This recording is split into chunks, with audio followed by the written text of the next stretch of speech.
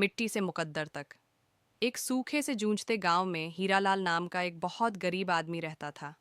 उसके पास न जमीन थी, न पक्का घर, बस एक टूटी झोपड़ी, एक बीमार माँ और रोजी रोटी की चिंता। हीरालाल दिन भर गांव के खेतों में मजदूरी करता, कभी ईंट उठाता तो कभी कुएं से पानी खींचता।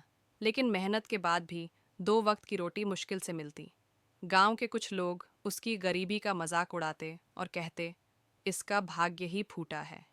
हीरालाल चुपचाप सब सुन लेता, लेकिन दिल में एक ही विश्वास रखता, मेहनत कभी बेकार नहीं जाती।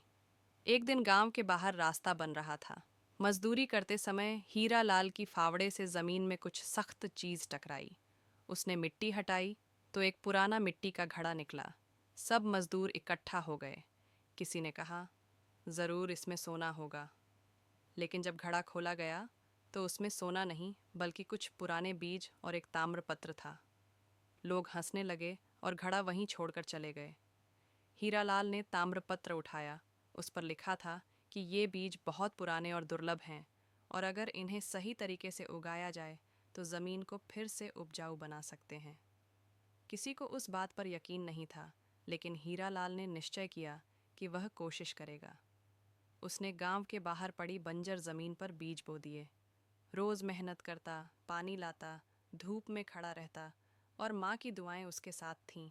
कई महीने बीत गए। लोग रोज़ उसका मजाक उड़ाते रहे, लेकिन एक दिन अचानक उस ज़मीन पर हरी कोंपलें निकल आईं।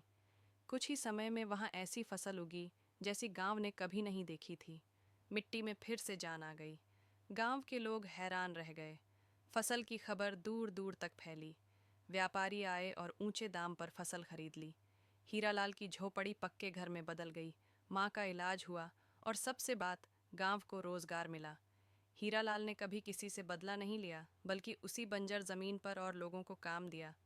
अब वही लोग जो कहते थे इसका भाग्य फूटा है, कहते थे इसने अपने भाग्य को मेहनत से बदल लिया। और हीरालाल बस मुस्कुरा देता, क्योंकि वह जान गया था कि भाग्य दरवाज़ा खटखटाता नहीं, उसे मेहनत से खोला जाता है।